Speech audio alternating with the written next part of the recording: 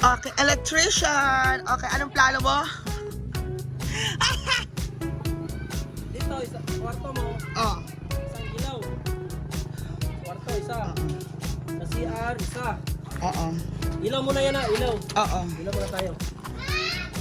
Sa kwarto, isang ilaw. CR, isang ilaw. Dito sa kusina mo, isang ilaw. Tapos dito, isa. Dito din sa, ano dito? Ibiro mo ba ito? Ano ito? Sala. Sala, isa. Pwede din, dito natin ilagay. Hindi sa'yo. Mapapalit, marirewire naman yan puhon, di ba? Siyempre, O paglagay tayo, pag magbago ko ng design, paglagay tayo ng ano, pag magbago ko ng design, i-rewire yan. Oo. Kasi ang mangyayari dyan, kalahati yan is closed na sala, kalahati dyan is open deck. o si dalawang ilaw na. Oo, dalawa dyan. O, dalawa. Dito, tsaka dito. Tapos, di ba may terrace ka doon? Isa lagi natin doon. Isa lang, maano na yun, maliwanag na yun, isa. Tapos dito sa hagdanan mo, dito lagay tayo isa. Pag-akyat. O, ilan ang ilaw lahat?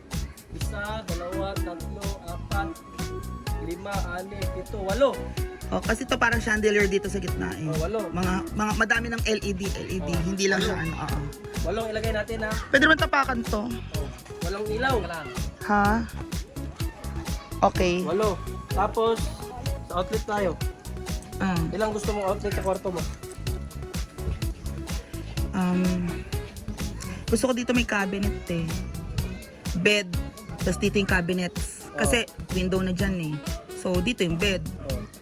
So may cabinet dito. Gusto ko dito may saksakan. Sa likod ng door. This is the door.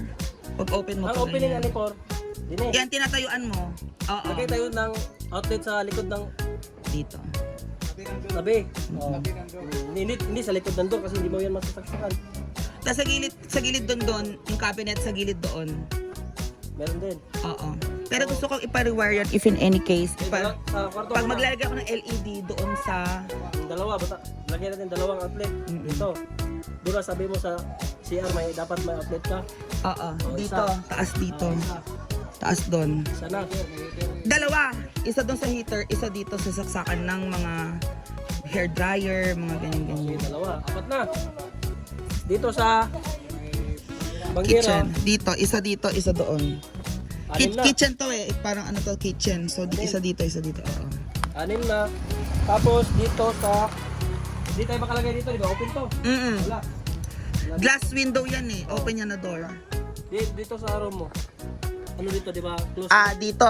TV dito, if in any case. Pero, sige, isang saksakan dyan. Ilan na? Pito. Dito sa labas. Meron din isa dyan sa may door. Maglalagay ng Christmas tree or whatever. Oo, gusto ko may saksakan dyan. Oo. Walo. Doon sa... Sa baba, gusto ko dito sa baba may isa. Sa ilalim nitong poste na to. Oo, lagyan mo. Sa deck na yan eh. Oh, Deck na yan. So gusto ko may saksakan ako dyan. saka na dyan. Dito, walo. Siyam. Dito sa ano, hallway. Nasa descanso. Terrace. Sa ilalim. Diyan kayo magtatambay. Oo, gusto ko. Sa kayo, may ano kayo. 10. Sampo lahat. Okay.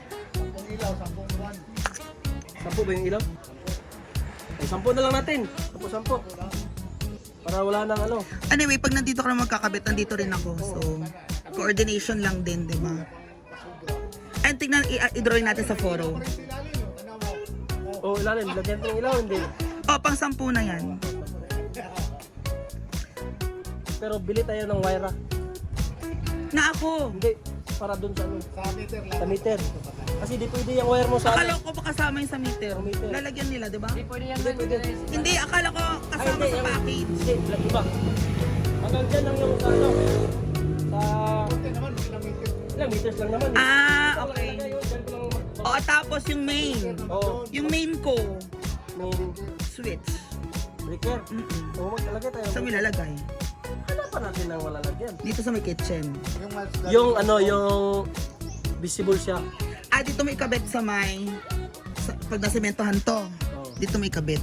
Kasi sementado to eh. Di ba foreman, pinaka-safe na yun. Dito yung breaker, kaysa sa kahoy yung breaker. Sa sementado yung breaker. Oo. Anong gusto mo? Isa lang o by branch tayo? I want isang breaker for lahat ng outlet. Isang breaker para sa lights. Ganun lang kasimple sa apartment ko eh. Ganun lang din No siya. problem. Ha? Isang 60, dalawang ganun. Oh, 60 yung min natin. Oo, parang mean. Sa bahay ni Brenda malaki kasi yun, kaya madaming Oh, switch malaki. yun. Oo. May breaker yun, safety din. Dito, ano lang, isa sa mga outlet, isa sa mga lighting. Oo nga, nasa ilalim din. Anyway, magsa-solar, maliwanag to kasi maglalagyan ko to ng mga solar. Magsa-solar ako, may solar na nga ako. So, makakatulong din yung sa liwanag, hindi kailangan may ilaw lahat. So, kukulangin yung wire mo. O, bibili pa ulit. Oh. Yung wire mo, kukulangin ng 100 meters. O, kinuha ko lang yan kasi, parang naka-sale. Pero at least kung sa wiring, magandang klase siya, di ba? Ayan na guys, diba? Additional. Napulo ka outlet, napulo ka suga. Breaker nga 3 branches. Magpapalitan naman yun, di ba? Yo. Di ba, yung flooring wala. Ito yung support.